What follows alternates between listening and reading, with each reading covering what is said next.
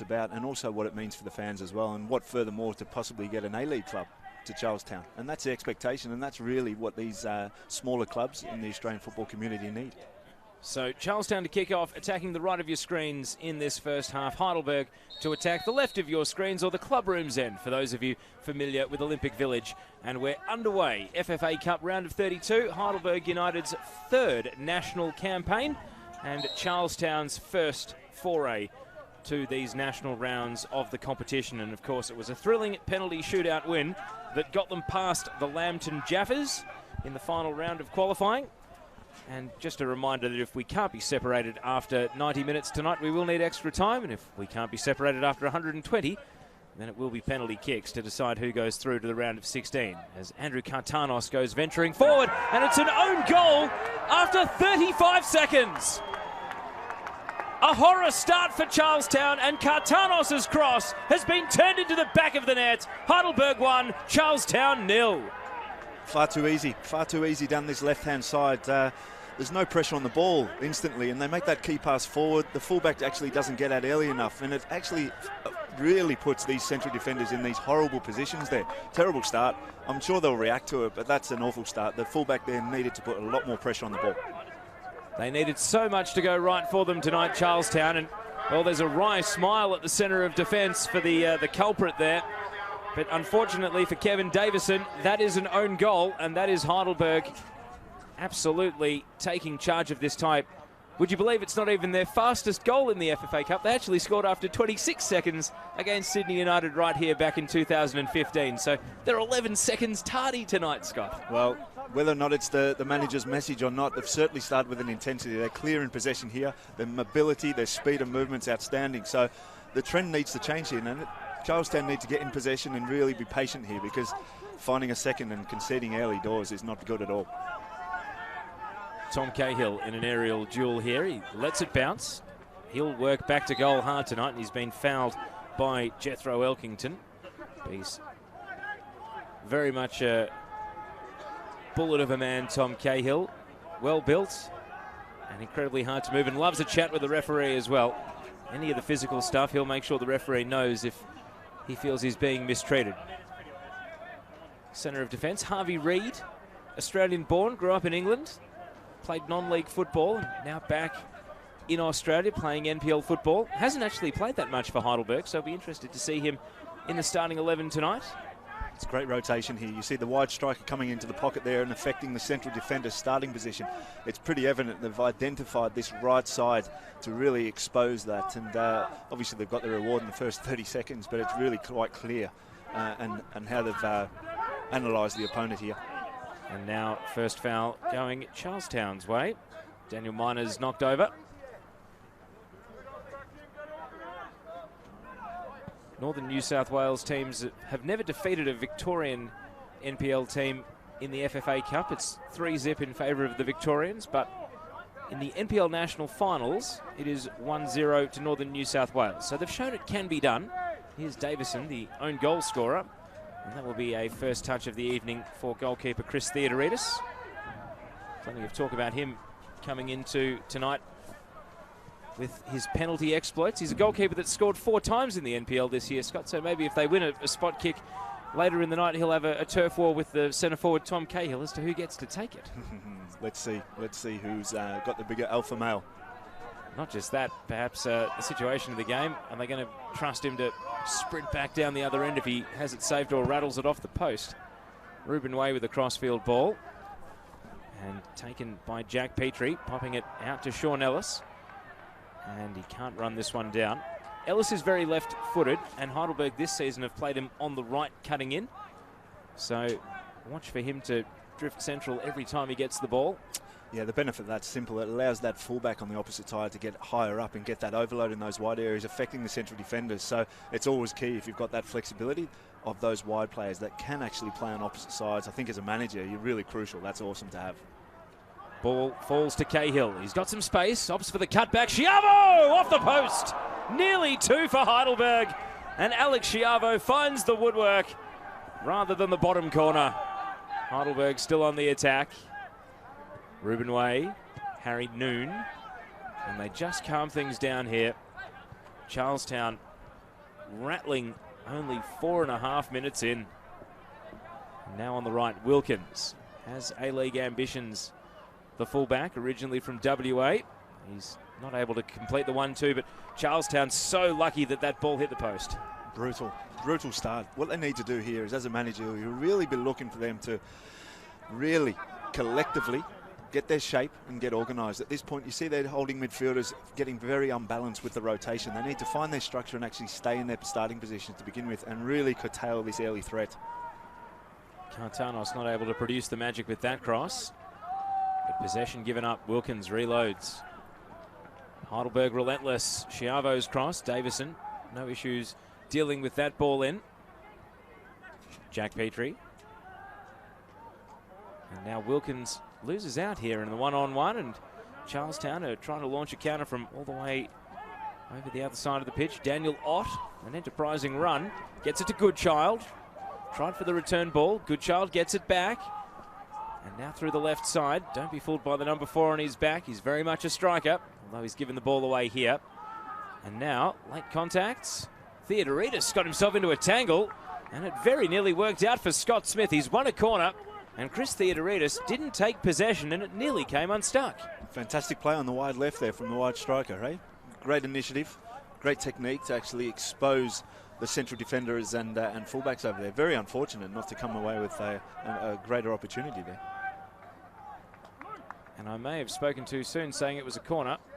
Oh, I thought that was a corner. I thought it was too, but it is going to be a goal kick, and Scott Smith, with 6 goals in qualifying, his team's top scorer, nearly able to conjure up something from the impossible angle there. Ruben Way caught in possession on this occasion. Interesting starting positions from their front press there. They seem to drop off into that starting position in the mid-third and then engage them and engage one side of the field as well, and affecting the starting positions here. And ultimately there's some great pressure, and as a team, when you've lost that early goal, it's important to get that early pressure on the ball there. Cahill hooked it central, but it's all Charlestown. Renee Ferguson plays it out to the run here of Tom Smart. Back to Ferguson, and now Smith. Daniel Ott. Smith runs it down. Hopeful cross over the head of Goodchild and over the head of Ruben Way on one bounce. Cartanos back there to help him out. And Way from the left back corner is going to cough up possession here. Elkington. And now Solini. Turn from Goodchild. Schiavo all over him and gives away a free kick in a dangerous position. Fantastic play. What a great reaction there. Obviously, they're getting into that attacking half now, but they're actually playing football. One, they're playing their style of football, but also linking up and making those forward runs. Very positive. And so, a set-piece opportunity. Renee Ferguson has pulled rank and stands solo over this free kick. How they would love the quick reply. Plenty of numbers committed forward for Charlestown. They know that they can't let Heidelberg enjoy this lead and a bit of security. It is going to be scuffed into the area more than anything. Goodchild on the turn, but he was left with a lot to do, and the end result is disappointing, a goal kick. Interesting set piece, right? Bit of initiative. You see a lot of teams put the ball directly into the box for that aerial challenge there. They've obviously worked on that. Nice little link up. Unfortunate not to come off, but it's good to see teams at this level essentially trying different things and being a bit more imagination involved in the structure. He's been out injured since the second week of the season, Kane Goodchild, and only made his first start on that road back from injury at the weekend. It's been the story of Charlestown's season. I was told that they've had 4 players suffer injuries requiring a knee reconstruction this season, which is just a disaster. So not just injuries, but season enders, and really bad ones for semi-pro players that have to factor that into their day-to-day lives. Courageous from Elkington, but Petrie matches it. Now it falls to Ott. Luke Biles sliding in. Cahill to Harry Noon.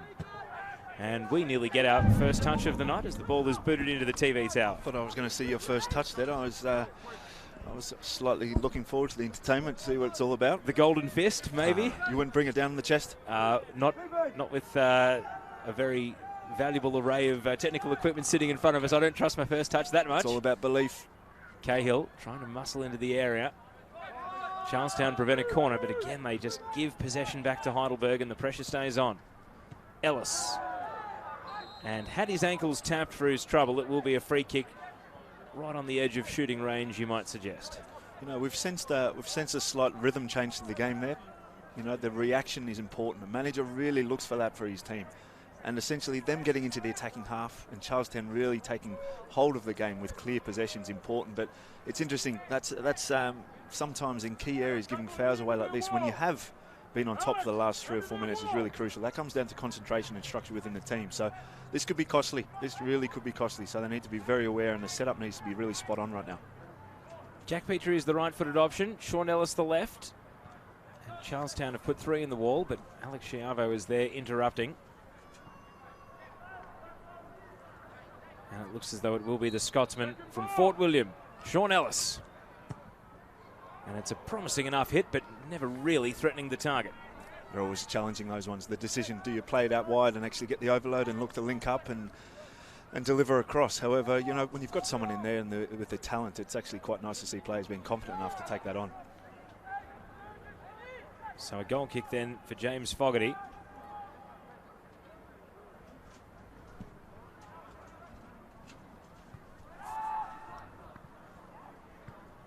Petrie hooks the ball down into the left back corner. And trying to emerge with it. Charlestown have played themselves into a bit of trouble here. Heidelberg give away the throw. Home fans don't like it, but it is going to be a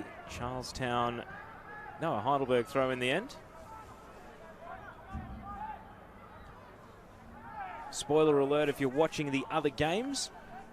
Rockdale have scored after just 4 minutes against Sydney FC. Harris Gatatsis, who scored 6 goals in qualifying, so maybe not a surprise that he's got his 7th.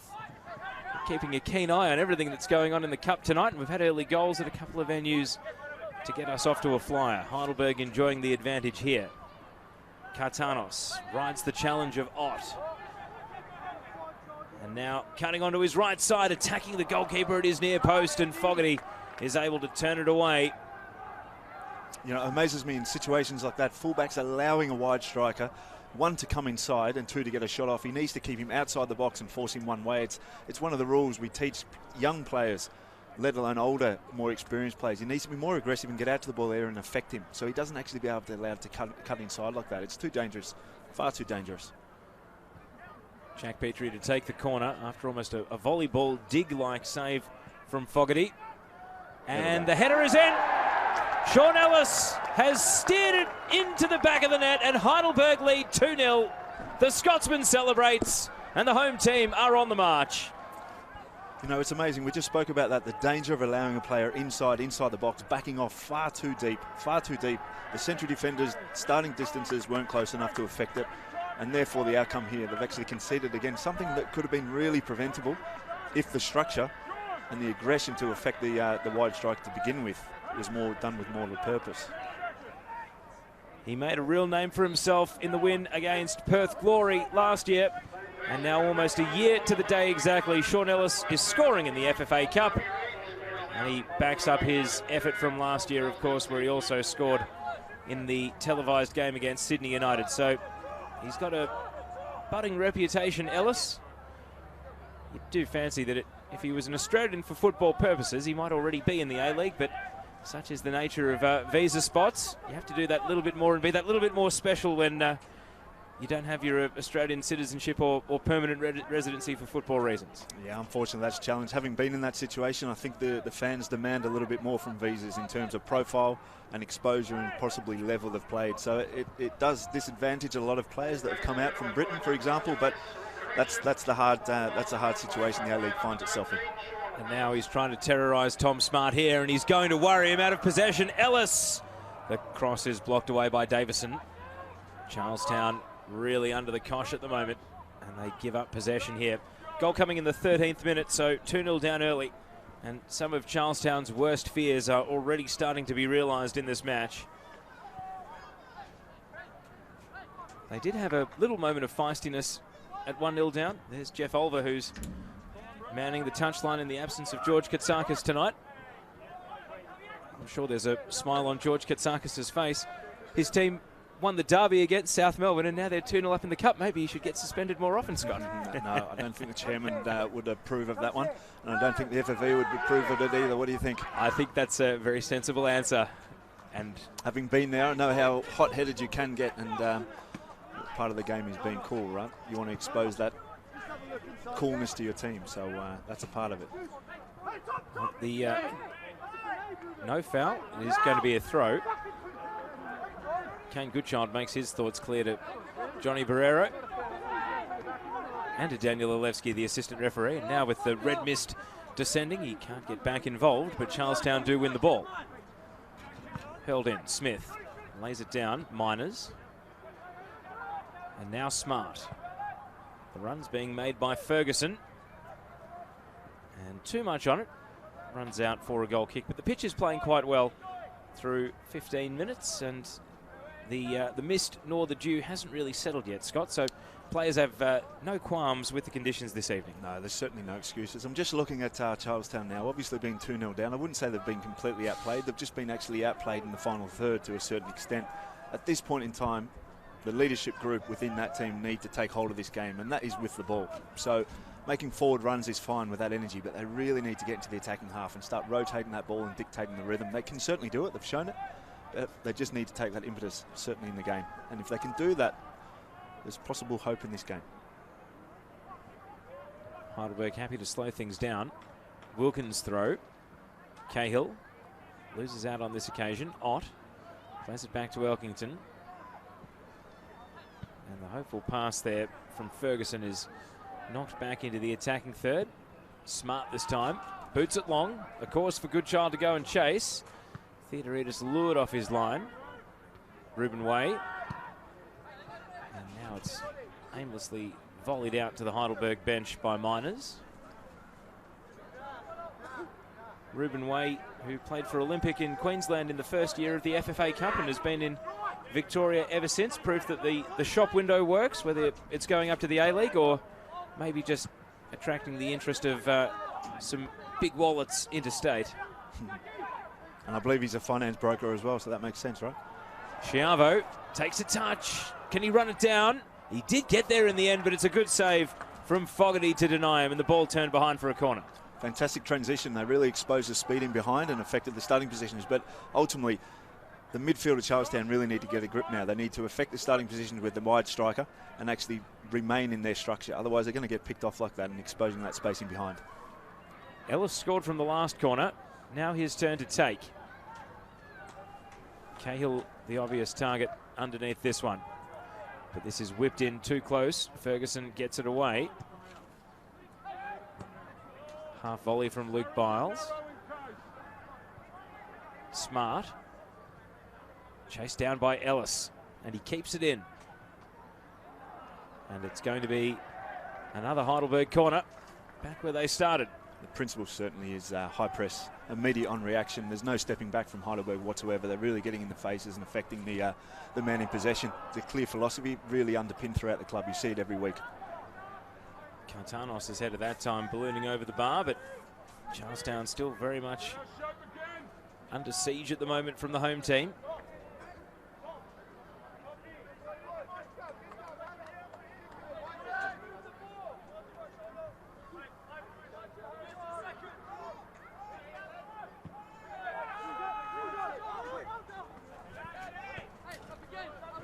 Way's volley. Can't keep it in.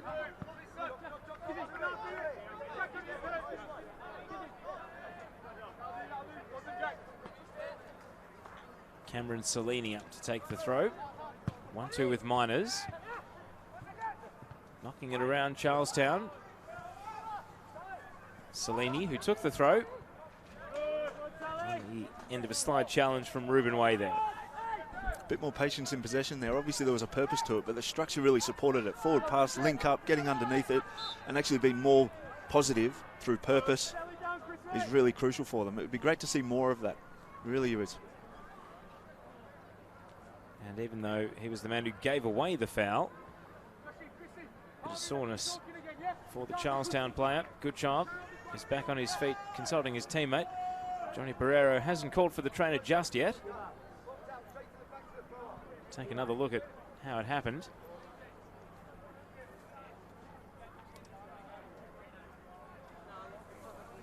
And ultimately, Daniel Ott is slowly but surely helped back to his feet.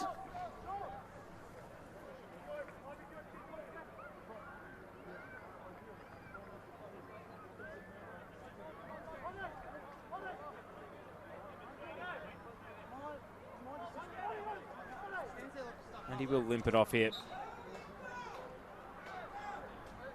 Charlestown send a couple of their subs to go and run the sideline as a result. Harvey Reid.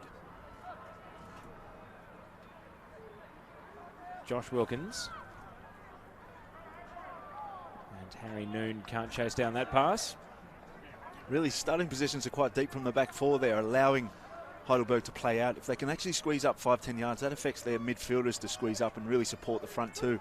I think at times like that they need to be more aggressive and really engage Heidelberg in that back third.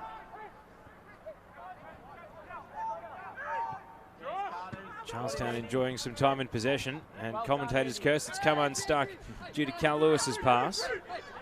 Ruben Way, Petrie.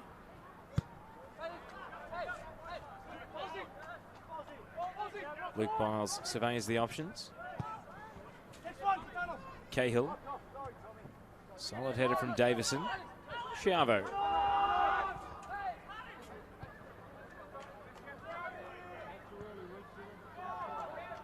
Wilkins. Heidelberg stringing passes together, but all in the central third of the pitch. Now they duck back into defence again. Charlestown have dropped off a bit here. Happy to let Heidelberg own the ball in their own half, but now's where they will switch on. Miners. Loose touch, had to go chasing after it, and he appealed for a foul, but Jack Petrie with the little block, able to get away with it. Ferguson, chased down by Wilkins. Ellis. How's the little step over there from Ellis, and a meaty challenge to greet him, but the ball had already left the scene. Wilkins. Cahill, no touch, and the goalkeeper holds. Fantastic feed over the far side. Talented young player. Ott. Prompted back to Elkington. And now Davison.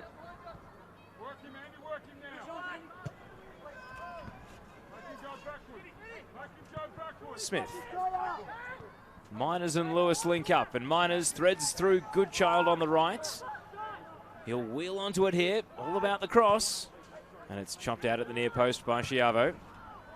Cartanos, a bit of a blind pass, gives it straight to Smart.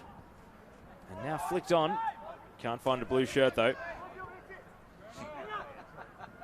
Cartanos. Luke Biles. And Ruben Way. Able to find Chiavo.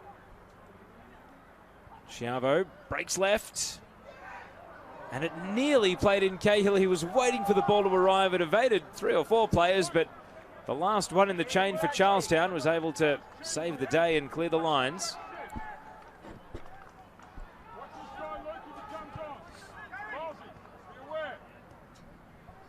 Got a Charlestown player you see there at the bottom of the screen wiping some blood off his arm. It means he's temporarily indisposed. Talking to Chris Hope, the 4th official. Scott Smith now is going to get patched up, repairs on the run. It's great build up there. You see the left side central defender in clear possession, and you see Ruben actually getting further up the field into that front third, forcing the wide striker into the pocket, and you see it becomes a 3v3, but essentially the fullback actually doesn't know how to mark in that situation because he's got an outside threat and he's got someone in front of him in that pocket. It's so dangerous, and if you haven't played the game before, you don't realise how threatening that is. Wilkins with a little touch off the knee back to Theodoridis. See the tape being used. Can't admit to seeing any claret. It must have been a very minor cut, but they're not taking any half measures there to stem the bleeding. Scott Smith is back on, and Charlestown have restored their full complement of 11. New captain's armband, is it? It's a unique look. It's been gaffer taped up. Way, Cahill for Chiavo. Now Katanos. He's really mixing it up. Sometimes he hits the wide areas and breaks to the byline. Sometimes he drifts central. It's come unstuck for him this time as he gives possession away, though. Good child. In a duel with Petrie. Petrie is tenacious and wins out.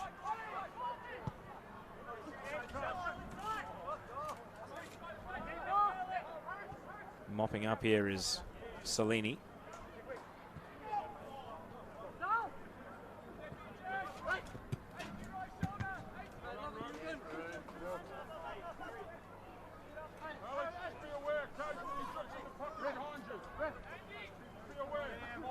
Might be 2-0, but the game is still going at a decent tempo. No, I think the intensity's been really good from both sides. The reaction's been positive from Charlestown. I think the patience and purpose needs to certainly improve. But I'm just watching more so Heidelberg at this point in terms of their structure and how they play. Ruben's way really getting into that mid-third, finding the platform off the 9, and the 6 really supporting from underneath. It's really causing a lot of problems, certainly down this left-hand side. Cross was misdirected there, Petrie. Fantastic technique there. They're getting so much space through this left flank. And again, running from deep. Kartanos is transitioning into attack, but the backtracking Miners is able to take possession.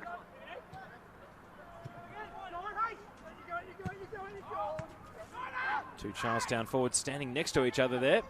Good child, holding off Schiavo. He's just going to bullock through and go his own way. To the right side of the box and cut out at the near post by Harvey Reid.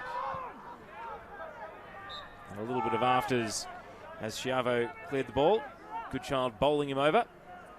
See, it's great play there. You actually see the holding midfielder, they're actually supporting his fullback. So they've navigated there and found a solution for that threat down that left-hand side you spoke about. He actually covered, he supported his fullback and they regained possession, but therefore he actually transitioned and really looked to play off that highest point. They've certainly really got a structure in how they play, and it's actually quite nice to watch when they look at playing that highest point and then setting. And it'd be interesting to see if they can, one, continue it, and then furthermore, if Heidelberg can actually curtail that further.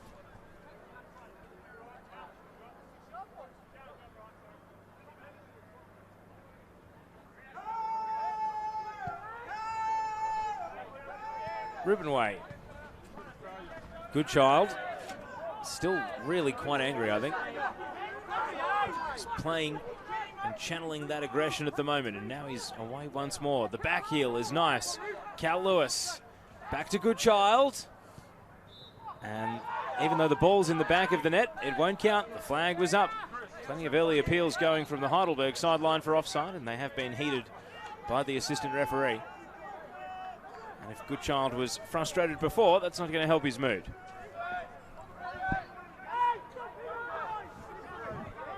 You know, that decision there was right in front of the fourth official. This is where we need to be better as a referees association as well. Not to be critical, but to support the game. Because essentially that was a foul. And that causes riots in games as well and really affects the players' mindsets. He's able to smile with Luke Biles about it there, Ken Goodchild. Yeah, that's quite annoying as a head coach. I must admit, when that happens, you think, hang on, mate, these are people's livelihoods. Let's just get the decision right as opposed to smiling at me, you know. Now we have seen a foul, and Smart receives a talking to.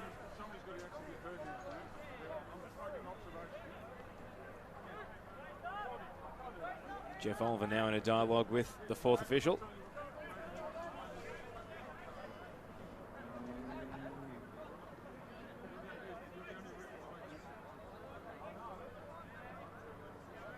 Plenty of discussion in the aftermath of this foul, but eventually Jack Petrie is able to take the free kick.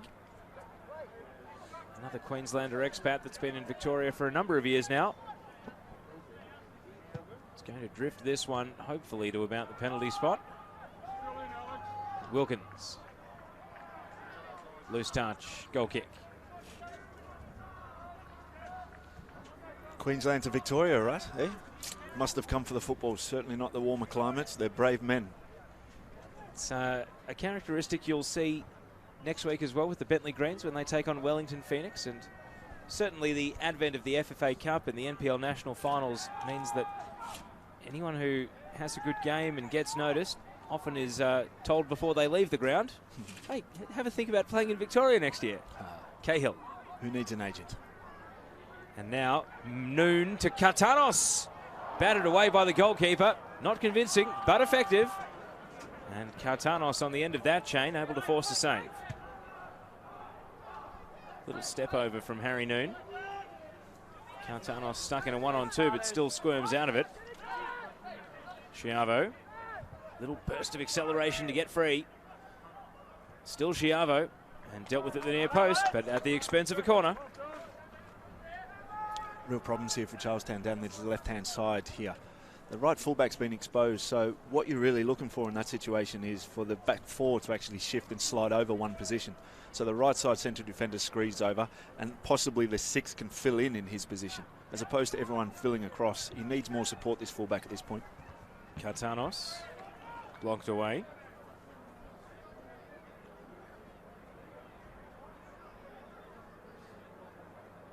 (2-0) at the half-hour mark then. Heidelberg seeking a third. And even more peace of mind.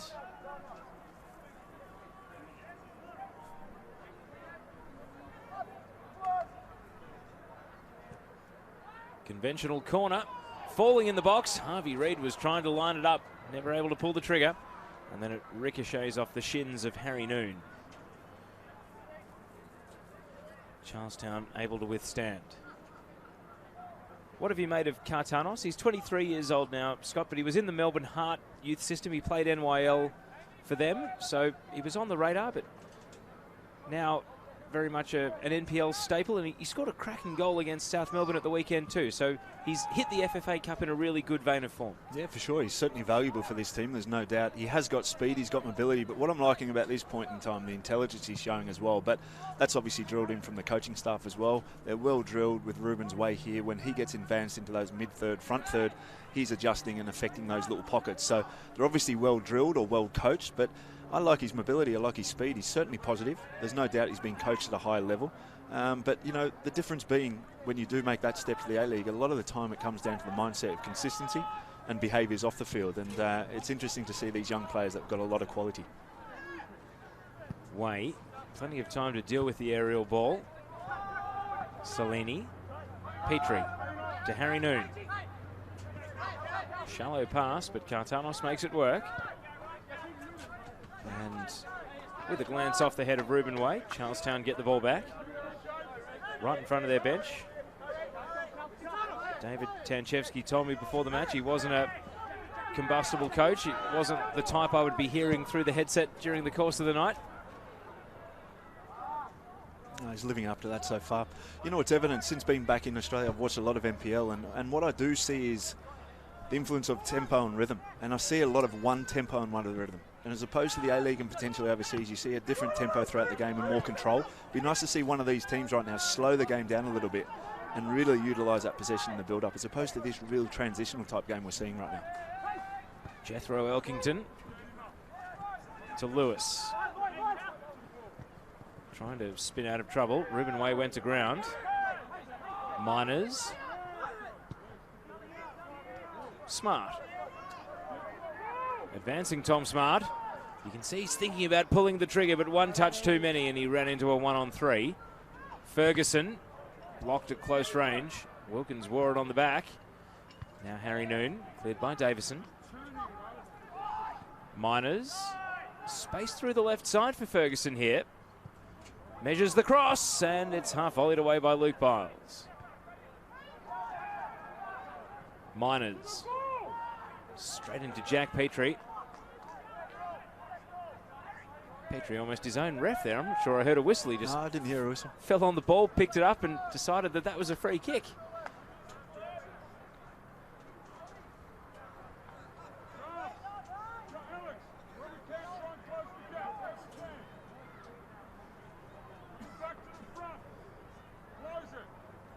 Just hearing the manager there, the caretaker manager, Jeff Oliver, speak about the reference points of starting positions from the front press to the back four, and he really wants them to squeeze up to compress that mid-third. He doesn't want Charlestown to get clear possession and really setting the tone of the game through the ascendancy. So that's really generic in a structure of a team. You do want that compressed style through the mid-third.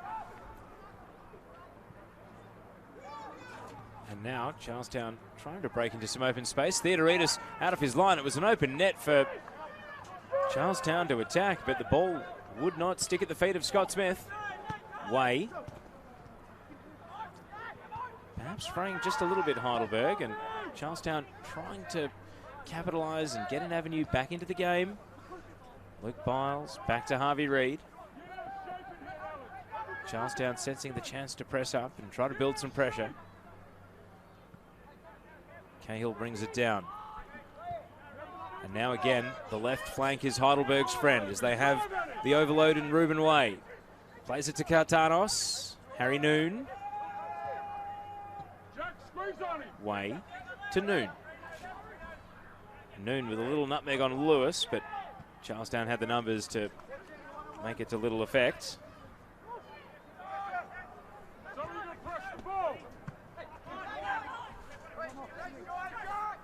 Petrie. Way. Ambitious cross. Can't find a teammate.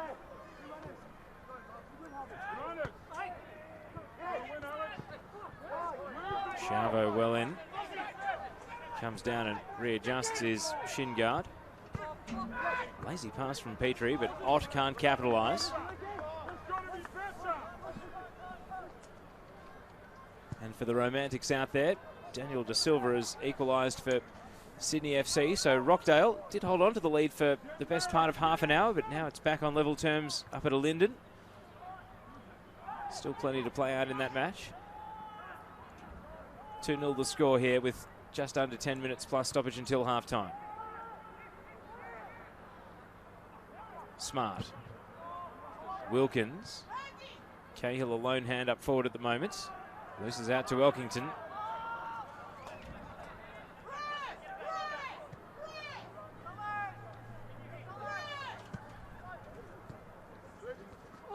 And you heard the groan as Ott is clattered by Ruben Way. And that's going to be the first yellow card of the game. Way is booked in the 37th minute.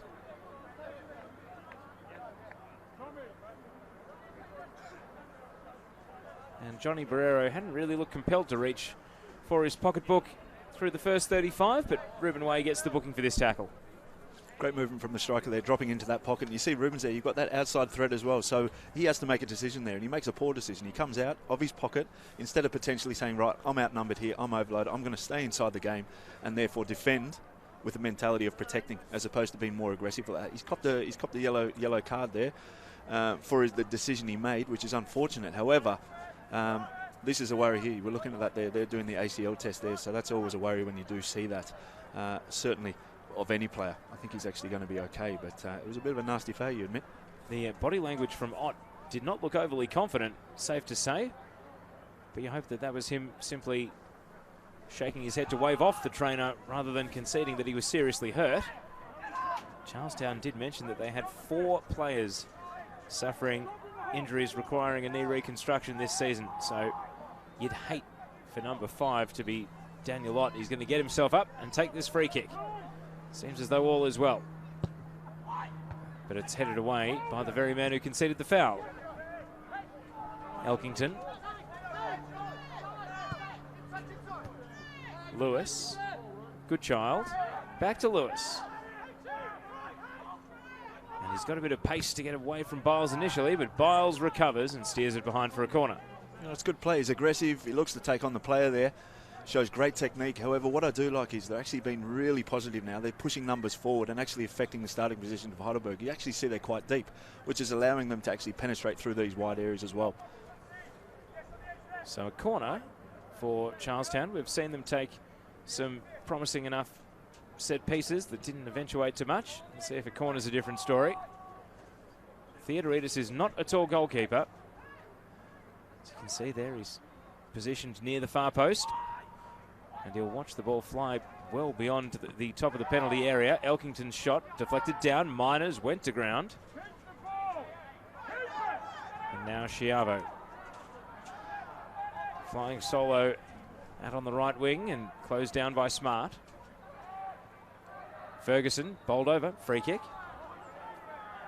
But again, another set piece for Charlestown that didn't really ask a hard question to the Heidelberg defence. Yeah, I've just heard the manager there shouting out there, rather than transition quickly, keep the ball. He wants them to maintain possession, especially playing so deep. The idea being you play forward and you must protect that.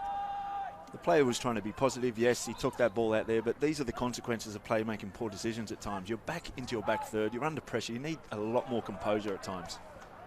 Confident claim there from Theodoridis. I mentioned his height. No issues on that occasion when you've got a leap like that. Lewis puts his body in the road and puts it out for a throw. It's quite interesting here. You're talking about the young player here wide on the left. Rubens Way, he's in clear possession. Yeah, there's got some slight pressure on the ball here, but you saw the back four being very high. And in those situations, a more experienced player possibly would actually make a double run and actually affect the space in behind as opposed to coming towards the ball. We've almost been cleaned up by the ball. That's almost the second time. Yeah, Dave Barker, our cameraman up top, having to protect the equipment. We've just been covered in ash and dirt. There we go. For those of you familiar with Olympic Village, we've got an impressive TV tower up tonight, actually. And, fantastic pictures looking at the scene, both on the pitch and in the background. Charlestown walking a tightrope here to avoid conceding a corner. Might turn out worse. They might concede a goal. Cahill trying to turn his man blind, but is robbed of the ball. Lewis ran into trouble.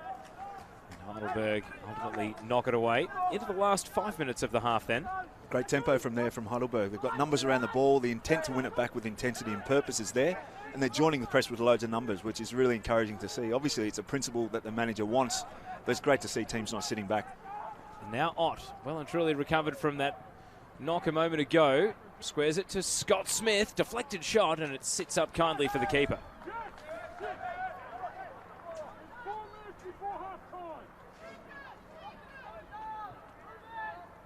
Scott Smith, who, with the electrical tape on his arm there, his repairs on the run earlier in the half. Coming up with a shot.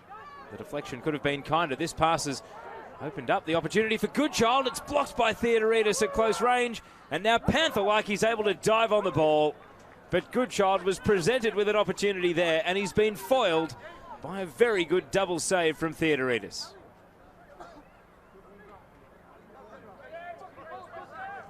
Yeah, that's a poor decision from the goalkeeper initially. You know, essentially the first press of Charlestown was slightly deep in that mid-third. However, you don't need to play it all the time. Rubens Way was clear in possession. However, at that point, I could hear the manager talking about, you know, only 3 or 4 minutes to go.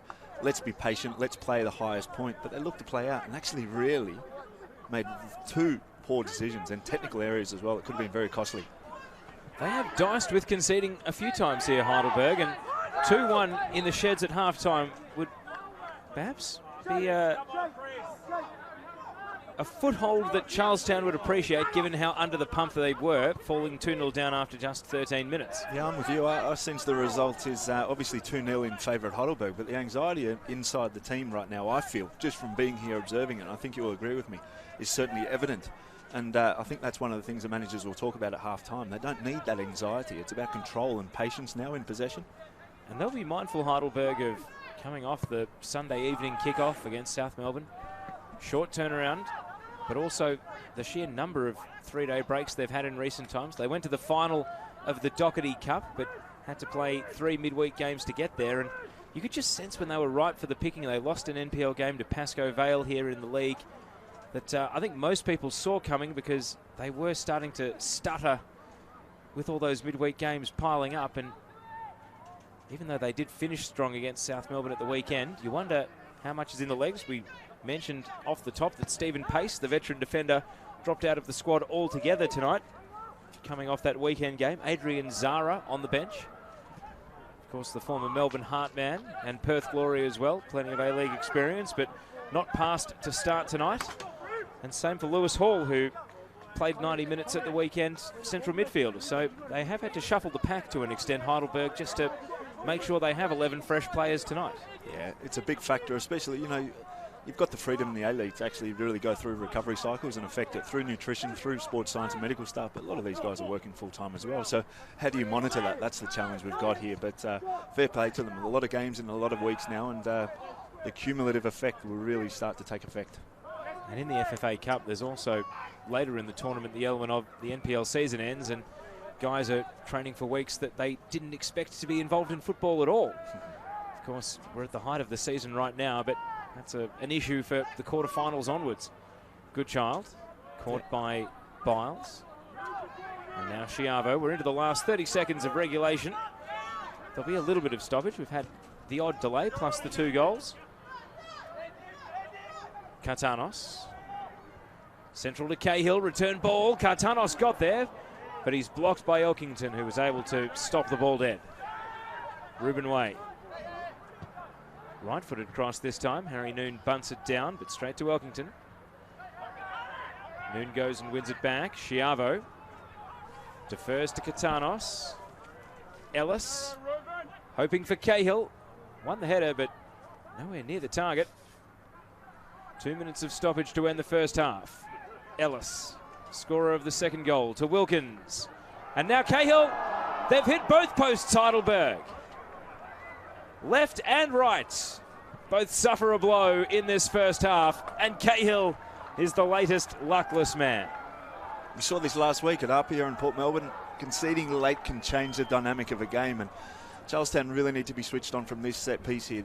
The organisation needs to be positive, but also furthermore they need to recognise that this is a vital part of the game. It'll be consecutive corners after Davison puts the first one behind.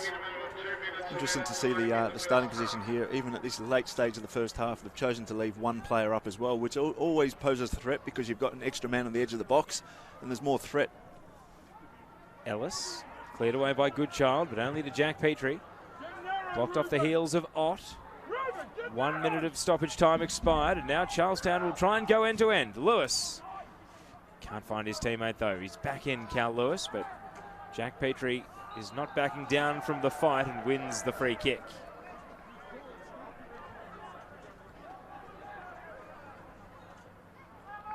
And Heidelberg will try to milk as much time as they can from this dead ball so that they can reach half-time.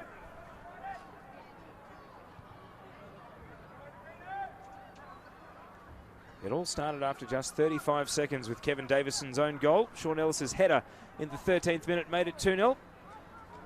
Scott Miller, final thoughts on the first half as Heidelberg take a 2-0 lead to the Sheds? You know, it was a fantastic start. We've touched base on that, but I don't think they've actually really grabbed the game with the dominance that really we saw in the first 4 to 5 minutes. I think they've shown a deliberate anxiety at times in terms of trying to force it.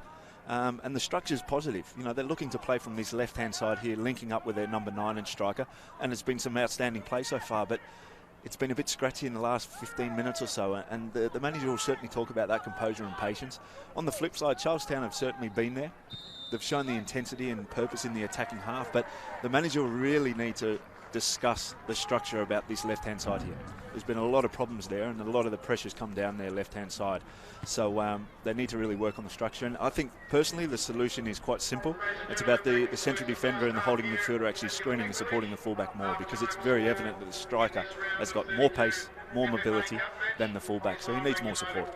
The thoughts of Scott Miller as we reach half-time. It's Heidelberg United 2, Charlestown City Blues 0. Hope you're enjoying the coverage on the Fox Sports Australia website. Stick around, the second half is coming right up.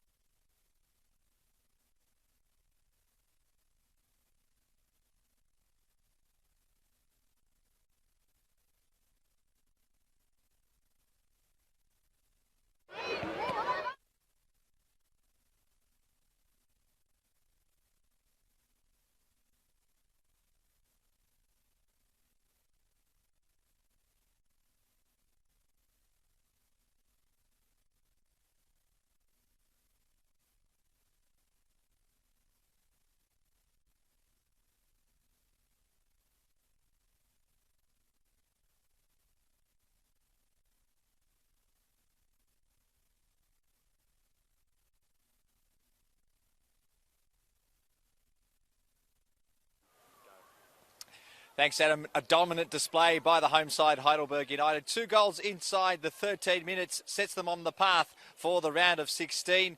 And it was an own goal in the first minute by Kevin Davidson, the worst possible start for Charlestown. And then after 13 minutes, it was Sean Ellis to make it 2-0 for Heidelberg from a corner kick. Then after 30 minutes, it was Charlestown to start to come into the game. They started pushing hard on Heidelberg United and almost scored after a mix-up in the Heidelberg defence. Jeff Olver, the Heidelberg coach, urging his team to keep the ball and not play in transition, as they tended to do in the last stages of that first half. Charlestown putting some pressure on Heidelberg, but at half-time, it's the Burgers in control.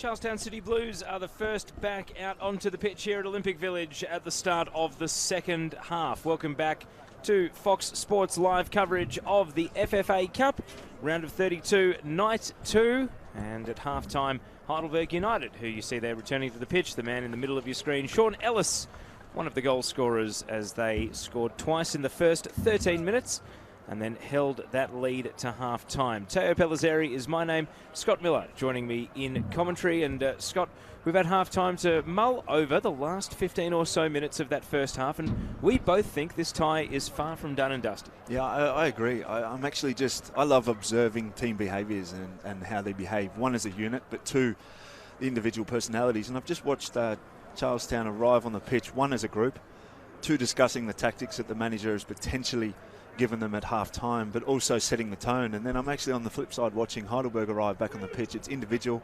There's individual conversations going on, and they actually don't look ready. So it'd be interesting to see the impact that has, because mentality is the crucial part of any team structure. So I think the observations are quite poignant, and it'll be fascinating to see how this game actually starts.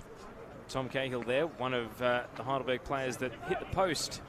So 2-0, and they hit both the left and right hand post during that first half. So there could have been more, but some hairy moments in the back third did give Charlestown enough hope that a comeback could be plausible.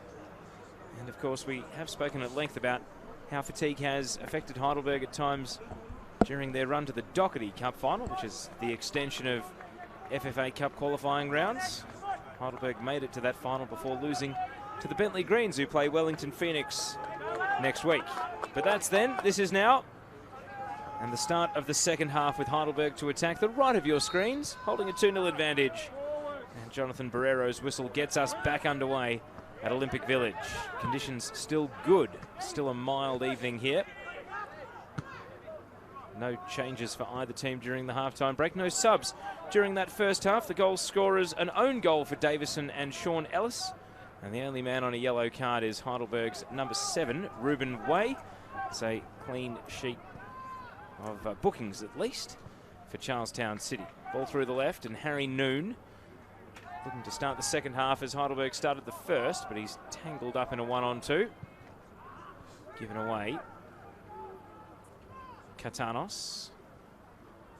Ruben Way went tumbling over.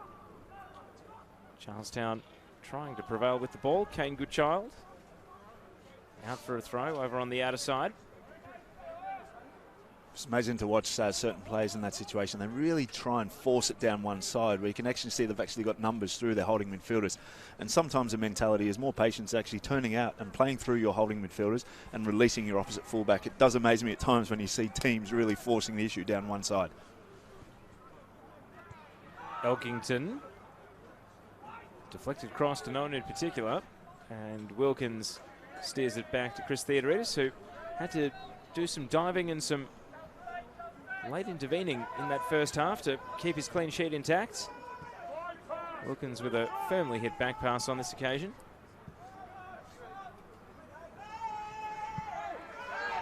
Smart and Cahill were grappling each other, and Cahill is able to cut inside Davison. Smart back in. Cahill using his strength and intervening late. Cal Lewis able to keep it away from Alex Schiavo. That was absolutely necessary for Charlestown. The third, and it would have been curtains, but able to arrive late and prevent a tap in at the far post. Yeah, crucial interception there, but the problem actually originated here. The team actually really forced the issue by pressing higher, and the defender actually found himself on the opposite side. And that's number one rule. You always find yourself inside the game to affect the starting position of the striker. Ellison Noon, Schiavo, Ferguson. Now Daniel Miners to Daniel Ott. Took a knock in that first half, but shook it off and right to continue. Now Scott Smith wearing a conventional arm bandage rather than electrical tape in the second half. Through the right side they go. Cal Lewis driving forward. Goodchild on the turn. And Lewis denied once. It sat up, but he wasn't able to fire on goal again. Heidelberg numbers closing in, and the ball goes out. Rubensway really making, once again, an interesting decision by coming into the pocket there, allowing the opposite fullback to get higher up. It's about decision making and support really, really great opportunity for Charlestown to actually capitalise then. And it was just the final execution that really let him down. But looks like we've got a bit of a problem here. Harvey Reid, the centre back, only 19 years old, is a bit sore here, holding his ankle. The winning raffle ticket was what was being announced over the loudspeaker. I'm not in the running. Are you? No, didn't buy one. No. And it looks as though Les Dumbalis is going to be the first change of the night. The most experienced in terms of appearances player on the Heidelberg roster is going to be subbed into the action. There he is, the number 3. And now the shout has come from the bench to put it on ice. Yeah, it's never nice to be forced into a substitution this early in the second half. You're still actually really seeing your half-team talk take some effect, and to actually influence it off the bench this early is always quite challenging. Harvey Reid doesn't seem to be moving too freely, but he's able to break into a little jog here and watch Theodoridis pop the ball over his head. Harry Noon trying to keep it moving at all costs. Salini came over, now volleyed away by Elkington. Jack Petrie. Ferguson down the left side. Scott Smith. Ambitious ball, and Luke Biles happy to watch it all the way. Katanos. Sean Ellis went and retrieved the ball. Tees up Cahill, and it was sliding wide left off the boot. Good build-up, really good build-up in the sense that forward run from the wide player, getting into that number 9 position. Reliable in possession, but also then the support from underneath the game is crucial. And last week in Port Melbourne Apia, we actually saw that transition playing off the platform, but they didn't have that support. So that's crucial for those wide players to get underneath that platform. Cahill having a discussion with Harry Noon.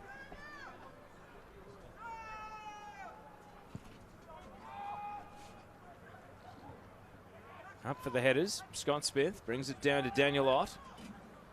And Ott out to the right side.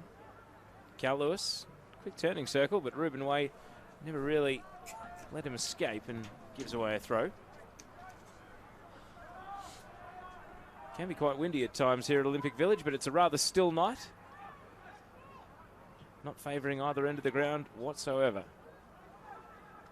Miners bustling through midfield, and now Scott Smith, shoot on sight, gave it a go, but not close by any stretch. And there is a look at the mist that is starting to descend. No flares. No flares. Very well behaved around NPL Victoria. At least I can speak from first-hand experience this year. You got a lot of rowdy and passionate fans, especially at Heidelberg.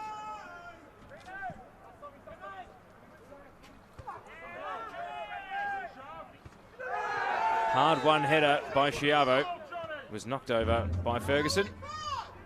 And the captain gets a talking to from the referee, but also shows some sportsmanship to go and pick up Alex Schiavo. Next 10 to 15 minutes are going to be crucial for essentially Heidelberg. You keep speaking about the fitness and the overall load throughout the season as well. Usually around the 55, 60-minute marks, the manager will start to think about. I don't know when they're playing on the weekend. I'm sure you'll be able to let me in on that. But he'll have one eye on that because they're sitting first and they'll really need to recuperate and regenerate to focus on that fixture after this game. Near post, and Cahill not able to do anything with it. Picked up by James Fogarty. Thrust into goal tonight due to injuries for Charlestown City.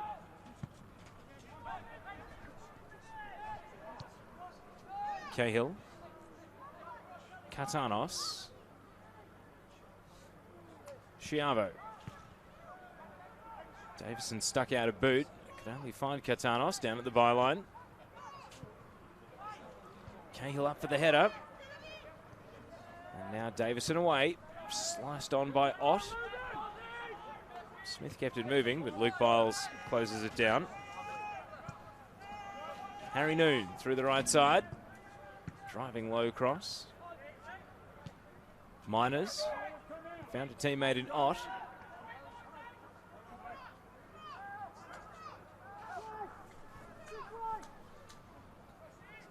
Good child. Jack Petrie won the ball, bowled him over front on. Now Sean Ellis. Turns it back to Harry Noon. Back four of Charlestown are far too deep now. They need to be outside the box. They're actually encroaching the penalty spot now. And what's happening is they're getting far too much of the ball in this area here because the midfield are actually dropping deep. Now, if they can get 5-10 yards or 2 cuts higher up the field, this won't actually be happening as much. So the back four need to squeeze now. Heidelberg's next game is back here on Sunday against a team that have done plenty in the FFA Cup, Hume City, but they didn't make it this year. And now the Burgers got their first change lined up, but it's not going to be Les Dumbalis. Oh, dropped by Fogarty. The net's open. Sean Ellis. Fogarty recovered. Fogarty was able to dive at his feet, and what seemed surely like a goal for Ellis has been foiled because he didn't pull the trigger in time.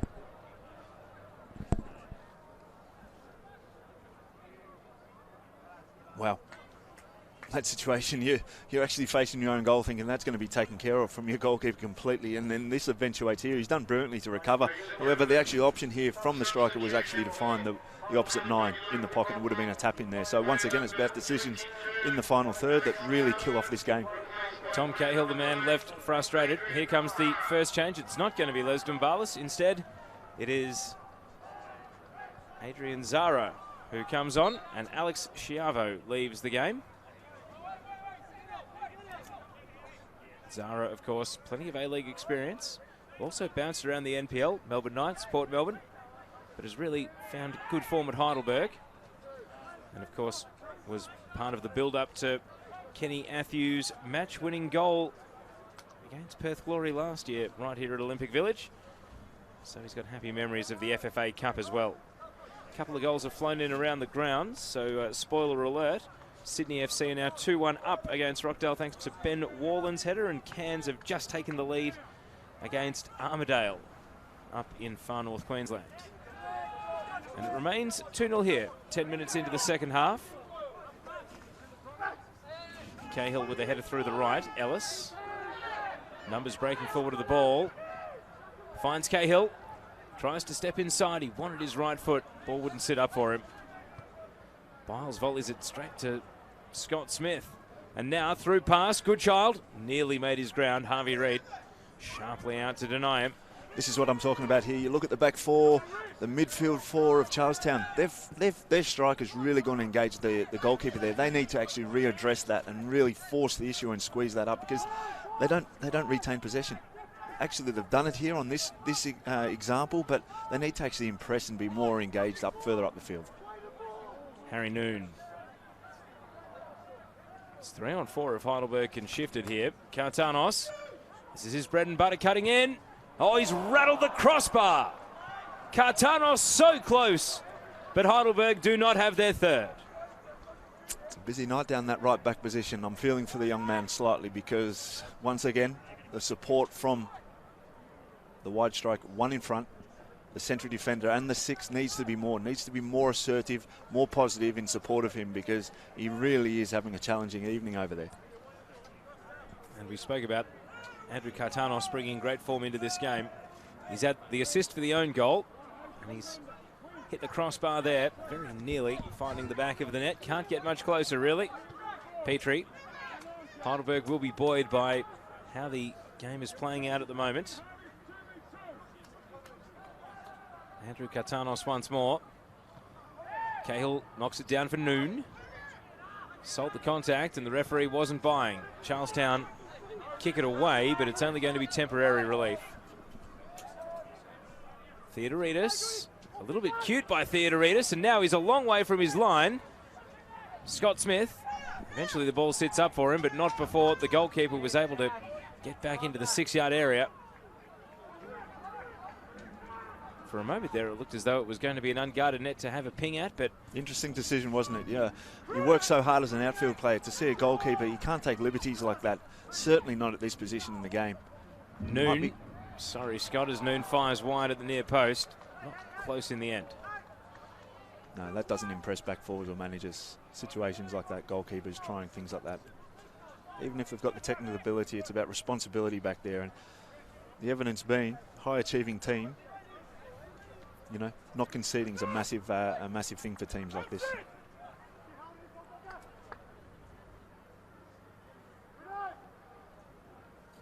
course, Heidelberg, after knocking out Perth Glory last year, beat Sydney United, and then in the quarter-final were beaten 3-0 right here by Adelaide United.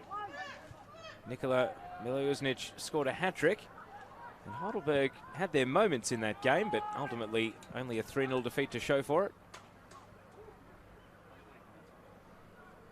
They're on course at the moment, at least as far as the scoreboard suggests, even though they've had the odd issue dealing with Charlestown in this game. It always helps when you're 1-0 up after just 35 seconds, though. Elkington.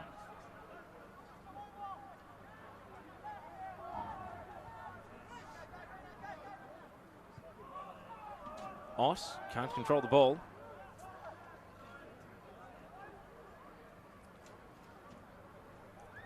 And we mentioned the other two games, but Adelaide leading Central Coast 3-0.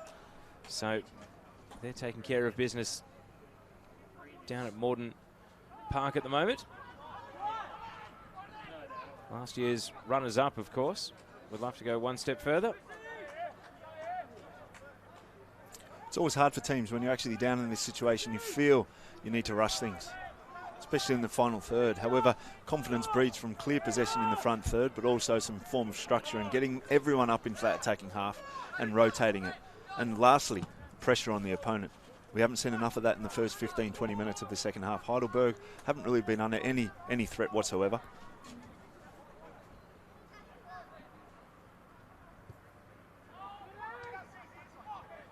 Scott Smith closed down. Petrie to Cahill. Cantanos just backs himself to take on Cellini.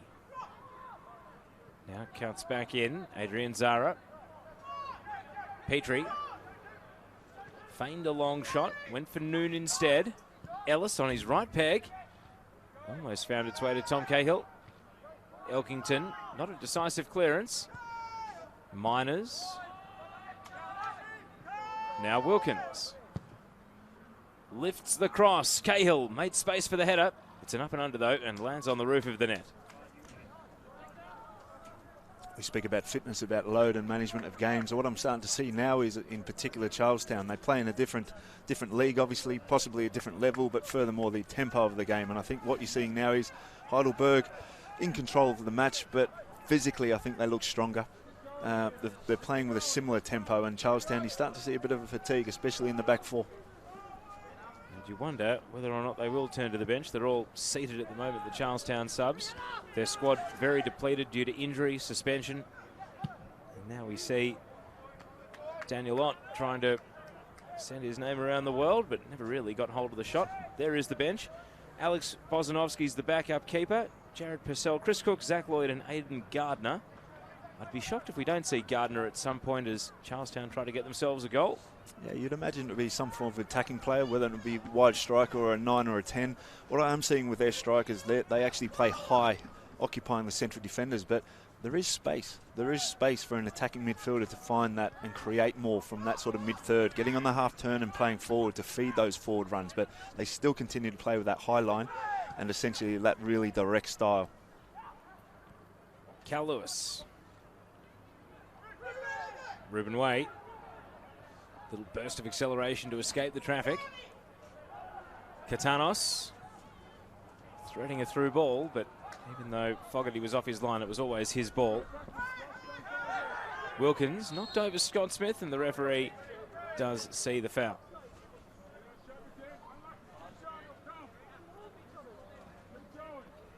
And an update from around the grounds. It's bad news for the Romantics because Sydney have got themselves a 2-goal buffer now against Rockdale, who certainly have given a good account of themselves, but 3-1 down. Looks like the professionals might just have their measure for the rest of the evening.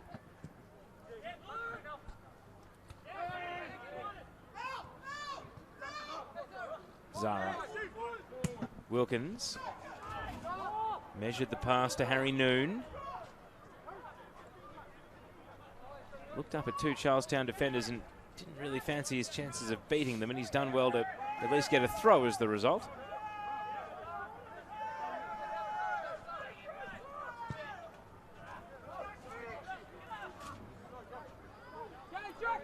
Luke Biles, Englishman who's been in Australia for the best part of a decade, was a former captain of South Melbourne, but has now been at the Burgers for far longer than his stint at Lakeside. Ball given away here. Goodchild is on his own up front. Not afraid to just take the game on here, Kane Goodchild. And he's very nearly slotted it into the bottom corner. Yeah, he's got a lot to do. I keep talking about it. I keep talking about the team dynamic here. I'm seeing Charlestown very, very deep. So it's going to take something special from their striker there to get them back in the game. If they can, one, find the energy, two, find the commitment to the game, and actually really push forward as a unit, we're going to see that for the rest of the game otherwise. Best chance of the second half, though. As you say, high degree of difficulty from when he took possession, but didn't miss by much. Heidelberg still very much on notice with this 2-0 scoreline that Charlestown will not go away. Haven't come to Melbourne for a winter holiday, that's for sure. It is beautiful, Melbourne. It's good for a trip. Shove in the back of Tom Cahill. Incredulous as he gets up that there was no foul, but Elkington cares not. Play continues. Ott. Referee taking evasive action. Cahill back in. Wins his own ball. And now Wilkins. Slipped and got stuck in the turf. Ott dispossesses him. Wilkins trying to recover. And the combination of Reid and Wilkins has sandwiched Ott here, but Harvey Reid, who we saw with an ankle problem earlier in the night, is down once again, and this will be a concern for Heidelberg United. Yeah, I don't think there was much in it in terms of any malice. It was actually just 50-50. Great initiative in the mid-third. They were really quite aggressive winning that ball back. I thought they were going to be hit on the transition, but they organised quite quickly, recovered into areas, and were able to break.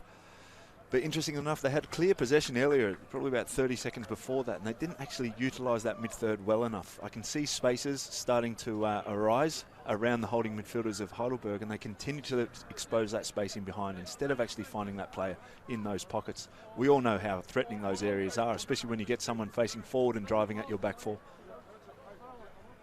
And if they have to change centre-backs here, that might be a window of opportunity for Charlestown. We see the ankle and the shin being looked at here. Jeff Olver and Lewis Petrensis on the Heidelberg bench having a chat to Jack Petrie. He's got two decisions to make here. He can actually just obviously go like for like, or actually potentially put an attacking player in, move one of the fullbacks inside the game just to really curtail the fixture and put it to bed. Or he's more adventurous, but it's he's looking a bit proper here, so we'll need to possibly get some treatment and then determine if he's going to play any further action. You can see a bit of distress on the face of Harvey Reid. And the universal sign for sub him off, the little twirling of the hands, finger over finger, means that Les Dumbalis, who is a left back by trade, is going to come on. And you do wonder who is going to go in at centre-back, whether it'll be Jack Petrie or whether they'll play one of the fullbacks at centre-back here. All will be revealed momentarily.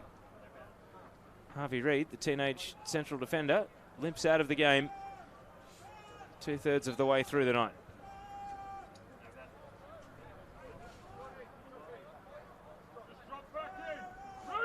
For now, the sub hasn't taken place. There is Les Dumbalis, but Heidelberg are down to 10.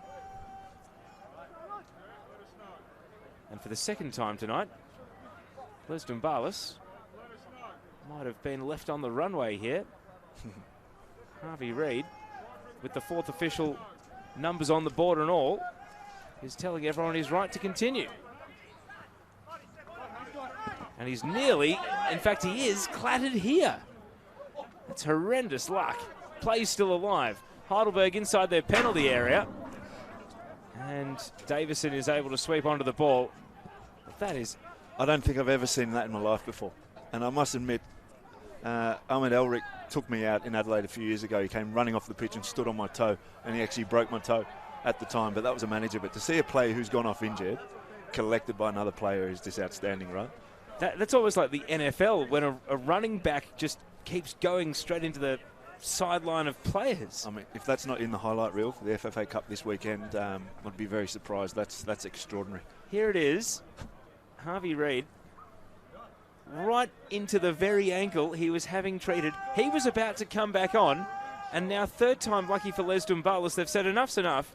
The injury you've suffered while you were standing waiting to be waved back on is enough to see you leave the game. Maybe they've just decided that he walked under a ladder or in front of a black cat and it's just not his night. But to be fair, I thought medical staff were all about injury prevention. He's actually stepped out the way and let the players slide through and take out the player that could potentially win the game for them or continue to play. So it's quite interesting the physio's looked after himself. Preventative measures on the bench. What are the chances of that happening, though? Cahill. Heidelberg still down to 10 then. It's been 2 minutes of being a man short, but Charlestown haven't really looked like making the most of it. Good child. And as the ball goes out, belatedly, Les Dumbalis gets his introduction to the game, and Harvey Reid is confirmed as subbed out of the match. And so we will wait and see exactly what this does to Heidelberg's back four.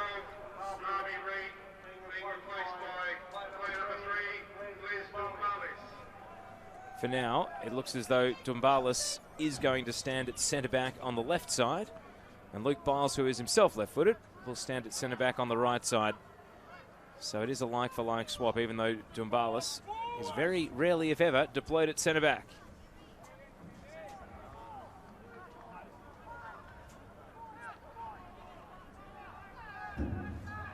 And spoiler alert, I've got 2 goals to tell you about in the FFA Cup. Sydney are 4-1 up, and Cairns have doubled their lead. They are now 2-0 up against Armidale. And it remains the halftime score here, 2-0 to Heidelberg United. There needs to be a momentum shift. I think possibly something from the bench, from the manager, would support some form of change of intensity. There's no doubt that needs to happen. The back four keep dropping. The midfield can't get in contact with the ball. I'd like to see some substitutions potentially made in the wide areas to really affect this back four of Heidelberg, but I don't see the players warming up essentially with any purpose. And if nothing changes, we won't see much change to the scoreboard. They've got 20 minutes to do something, Charlestown. If they score one, it might just plant the seeds of doubt for Heidelberg. And isn't it funny, on contrast, we saw anxiety in the last 15 minutes from Heidelberg. We're actually seeing the opposite now. We're seeing a lot of calm, composed possession. Obviously, the pressure on the ball is a bit different now, but there seems to be a bit more patience in possession and overall different quality. It's interesting because we were talking off-air pre-game, Scott, you were at the Port Melbourne versus Apia game last week, and maybe a feeling that the fitness differential between the two teams, even though it was Apia, the travelling team, that may have just had that advantage over Port Melbourne, the home team. Yeah, they were superior. I thought technically they were superior. Certainly physically they were. Although Port Melbourne showed instances of some form of quality, the transition style they played the other night was obviously very easy for Apia to defend against. But I think physically the press, the front press, and the way their team defended as a unit demonstrated, one, more organisation, but certainly more intensity. Dumbalis, key involvement to knock it back to his keeper, Theodoridis. Goodchild was trying to storm through. Dumbalis went to ground and had to take the ball. Now he's got a bit more space. How many times, Josh? Jeff Olver getting frustrated on the bench with his players opting for the back pass all the way down to the keeper. It's always funny, that balance when managers tell or ask or show. It's an interesting one. My principles are slightly different. The players need to, one, make a decision, and you put the structure in place. And managers always want exactly what they want. But, you know, essentially it's down to the player making that decision in possession. But I actually rated the player actually turning out there and utilising his goalkeeper. They retained possession. There was a calmness. Cellini gives away the foul and is able to run away before any thoughts maybe of a free kick for Johnny Barrero. So just the set piece, no booking to accompany it, means that after 72 minutes, it's still only Ruben Way on a yellow card so far tonight.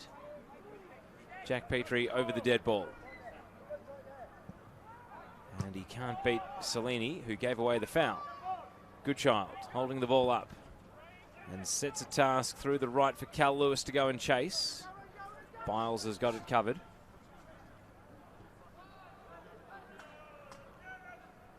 Way. Theodoridis. Cahill sets himself, but it's volleyed clear. Ott. Now Renee Ferguson. Runs into Harry Noon. And then Smart with a loose pass that gifts possession back to the home team.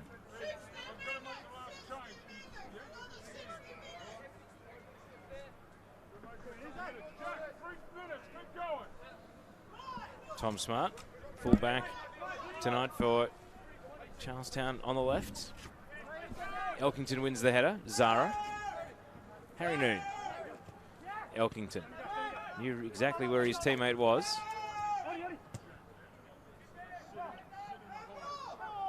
Lewis and Miners.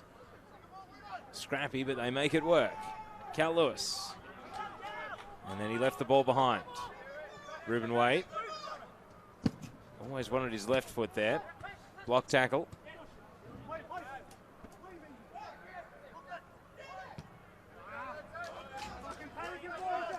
Wilkins just drives it high and out.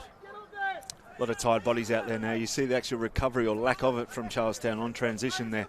3 or 4 players remained standing still. No recovery runs to support the back 4. That's a sign of a team that potentially given up.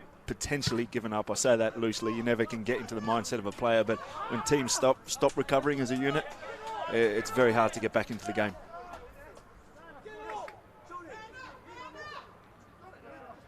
Lewis Hall getting ready by Heidelberg. He's a central midfielder. You wonder if that might be it for Jack Petrie, perhaps. Way set himself, got to the ball before Elkington, and won a foul for his trouble. And it will come back. Gitanos protests that it should have been advantage, but they'll have to return it some 40 metres back to the halfway line.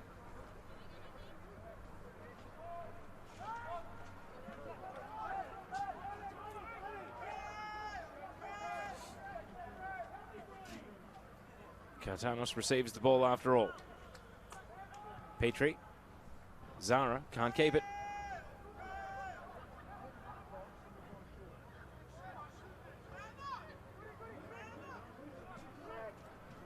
Good child. Able to break free into space on the right. And he was building up ahead of steam as Dumbalis came across to take it off him. He's hard to stop, right? When he gets moving, he's dominant, he's positive. Just needs 3 or 4 players to actually join him in that attack. But one, not only technically, but mentally, he's still trying, he's still working hard. He needs more support from his team. A bit of a delay here as we wait for Harry Noon to get up off his haunches. Of course, Harry Noon, who suffered the incredibly serious injury when he was impaled by the corner flag some 3 months ago, and then made a remarkable recovery to be back on the pitch within 2 months, and now playing fantastic football. Almost like the scare of a season or even career-ending injury, at least when it happened, has given him a new lease to play, and he's certainly making the most of it, and relief as well. Took a serious toll. The game in which it happened was abandoned as we waited for an ambulance to come and get him. And the initial thought was it was going to be plastic surgery, and it really did look like he'd been attacked by a machete. So he impaled himself on the corner flag, you said? On the corner flag. It sliced open his leg. I'm trying to visualise it. I cannot. I don't think you want to. It was incredibly graphic. And yet, they said he'd be running within 6 weeks, and pretty much to the day he was back training. And now he's back on the field. And he even has got his goal-scoring touch. The man from Manchester, now in his 3rd year at Heidelberg. Good child. Dumbalis straight onto it. Elkington just popped off his head. It's been very busy, Jethro Elkington. Had a lot of work to do.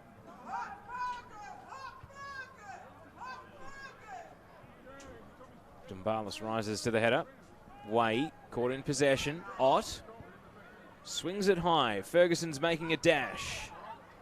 The ball's bending away from him though, doing him no favours. Ferguson. Now Wilkins protecting the ball. Ellis on the last line.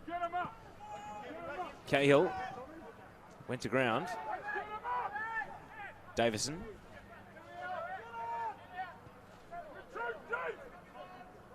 Manager demanding the back four to squeeze up. I have to agree that the tempo of the game's gone now. You see the tempo of movement, the speed, the mobility, it's completely switched off. Whether or not they go to the bench or not, they just see this through, I'm not too sure. But Goodchild trying to bring some fright back to the game. Wins a corner. He's been tireless. He's been doing a lot of work up there by himself. Credit to his commitment. He's just favouring his hamstring there, but you can tell he's relishing playing. He's missed so much of the season. He's a player with a great record in the Northern New South Wales League, but 2018 hasn't been his year, so when you're only starting for the 4th time in the season and it's the FFA Cup, you're going to want to capitalise. And as we wait for the corner, Heidelberg have walked Lewis Hall up to the sideline. They'll defend the set piece first. It's low and ultimately cleared by Tom Cahill. Katanos waiting for runners to arrive. Now Heidelberg have got some support there. Zara clattered. Play continues. Katanos bearing down on goal, and it's a good save by Fogarty. Cahill wanted it in the middle. Katanos went for glory, and Fogarty denied him. That's a difference at times. We speak about quality. Yes, 1v1 in wide areas, however, taking that opportunity. That's why young players make the effort, because they finish. You watch Azani in those situations, he's made that step by taking that level and putting those goals away. That is the defining difference that managers look for.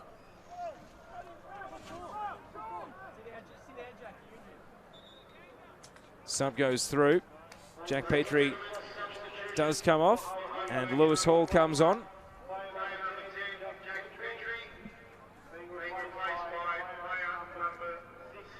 So Lewis Hall, the West Australian, into the action. And he'll be hoping to have a presence here at this corner kick as Heidelberg look for the knockout punch at the end of the night. Can't beat the near man Ferguson. Zara, scuffed pass. Ferguson on defensive duty once again, just bombs away.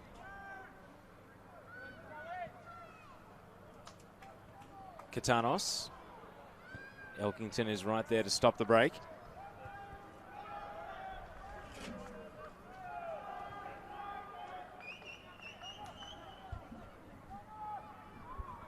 Miners wins possession.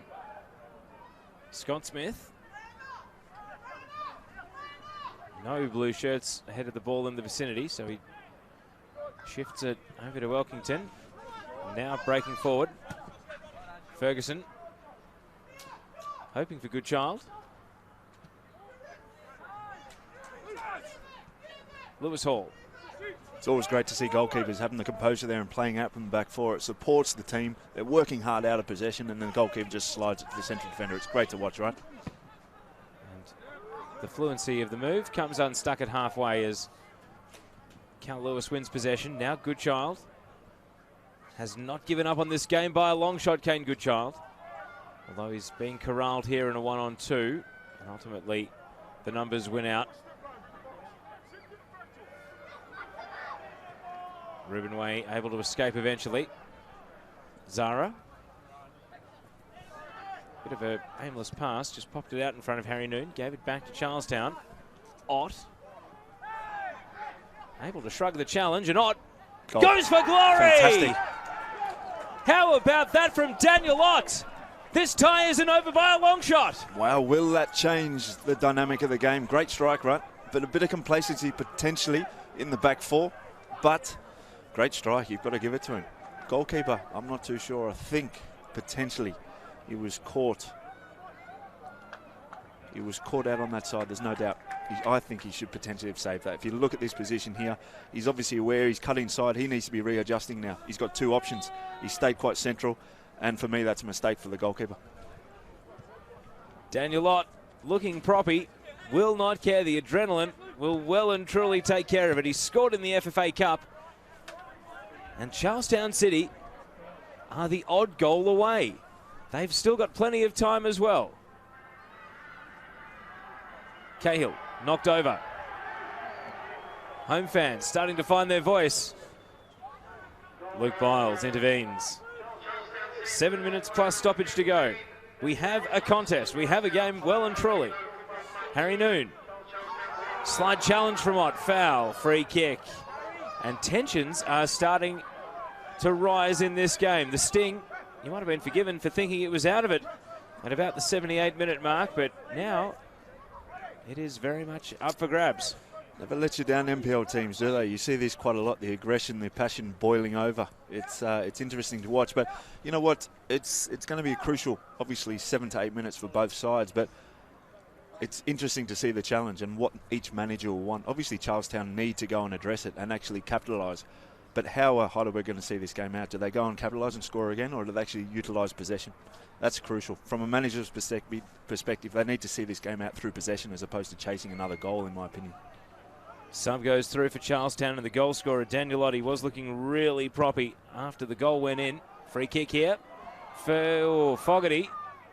It's out for a goal kick. It just about bowled him over. Anyway, Daniel Ott has left the game, and Chris Cook has come on, 20 years old. So we'll see if the first sub of the night into the action for Charlestown can make an impact in the game.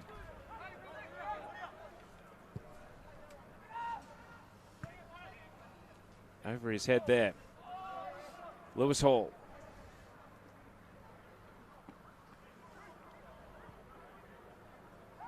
Katanos might be thinking about that one-on-one that he shot into the keeper just a few minutes ago.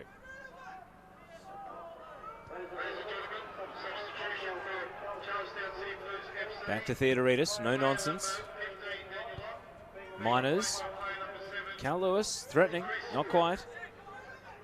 Wilkins. And now Ferguson. Tumbles out of the way. Harry Noon prevails. Ellis out in front of Zara. Cuts it in. Harry Noon. Ruben Way. Cahill.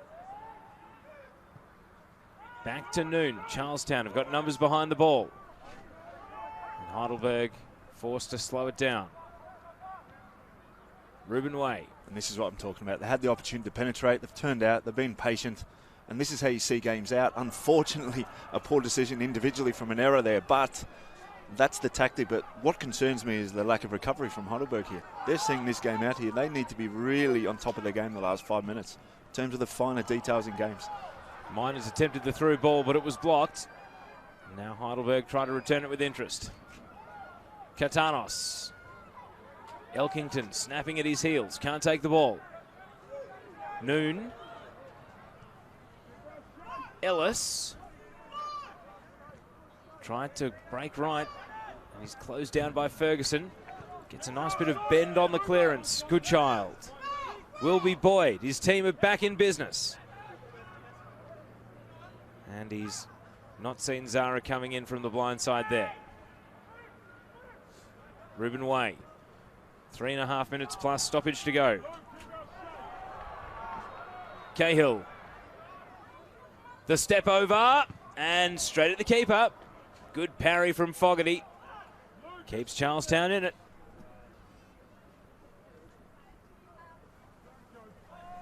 Now Cahill slows it down. Back to Luke Biles. Did Charlestown have the energy to throw the kitchen sink at this one? Heidelberg able to keep the ball at the moment. Wilkins. Ellis. Three volleys and it's stopped just by Fogarty. A little bit of keepy-uppy and then the left foot hammer came through, but the goalkeeper denied him. Cartanos. Heidelberg circling the knockout blow. Can they land it? Blocked off the boot. And rather than Charlestown laying siege for an equaliser, it's them holding on, trying to avoid conceding a third. Wilkins. Able to get back up, but Elkington dispossesses him. Slight challenge came through. Ruben Way, only man on the pitch for the yellow card. Maybe Goodchild making a bit more noise than the tackle merited. Theodoridis sends it long. Elkington. Now can Charlestown construct something? Players starting to break forward of the ball. And that will hurt. Given away. Zara. Kartanos. 2 minutes of regulation remain. Harry Noon trying to make ground, but he won't get there, and Fogarty is first to the ball. Details right. Final execution. Had the overload on this side. Wide striker. One-on-one on the goalkeeper there. If their execution's better, they finish off that game. Lewis Hall. Ellis. Able to nutmeg Ferguson and get away. And now slides it to Harry Noon. He's got a shooting channel. Noon drifts it. Cahill brings it down, and Katanos is denied again. Charlestown clinging on for dear life, and Heidelberg can't put them away. Fantastic build-up. Have a look at these. Look at the awareness here. Little chip technique, but a lot of players go for that. They either do a bicycle kick, header it, but the awareness of having that wide striker coming in and under, but also structurally, that's the most important. For me, he needs to score there, right? He's got to finish the game off. He's had 2 chances now. He's had 2 chances, and that really defines the difference in quality. Corner kick then. It's down the wrong end for Charlestown. They're in the last minute. Zara whips it in. It's going to fall to Harry Noon.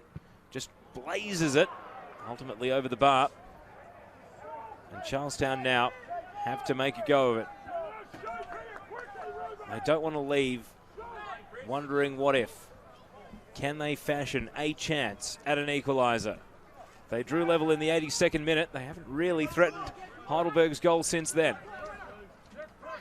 Drew level, sorry. They pegged 1 goal back in the 82nd minute.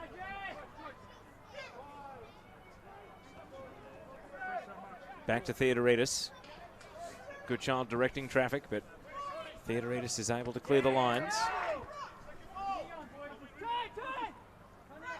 4 minutes of additional time, signalled by Chris Hope.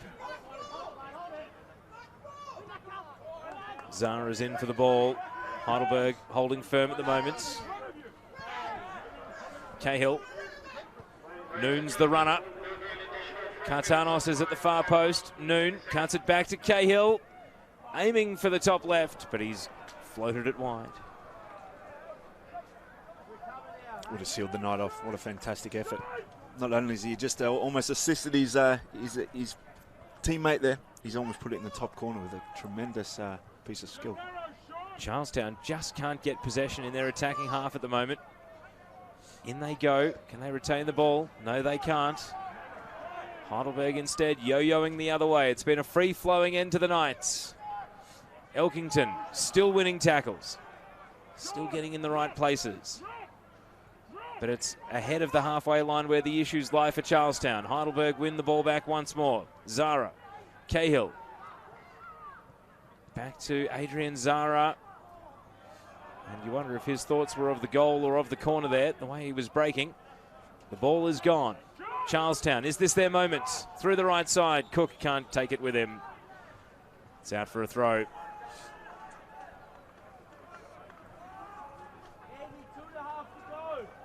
Tough second half for Charlestown. They really haven't found that rhythm. They haven't sustained any possession to actually really threat that back third of Heidelberg. I did see a different body language from Charlestown, I must admit, when they did come out, but they haven't really lived up to that energy, and potentially the fatigue factor and overall tempo of the game has really affected it. They've got to dig deep and will themselves forward, hope for the best. Good Child's the man they want, but Luke Biles has got him shoulder to shoulder here. Theodoridis hooks it away, can't find a teammate, and Miners takes a fly, and he's yorked himself there, Theodoridis, but still been able to cling onto the ball after a little bobble. You just wonder if a moment of madness might cost Heidelberg here, but the goalkeeper hosed that one down. Cellini's kept it in to the advantage of Cook. Good child, broke away from the ball, and it will just run down to the keeper, and that will be seconds off the clock once again.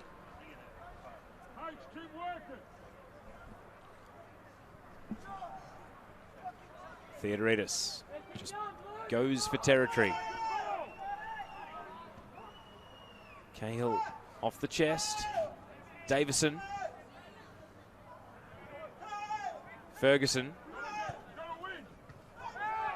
Wilkins stopped it, breaking into open field. And now we tick into the last minute of the allocated 4. Zara slaloming through midfield. Out in front of Kartanos. And he's going to take it down to the corner. Doing the right thing by the team. Out it goes. Wrong end of the pitch for Charlestown.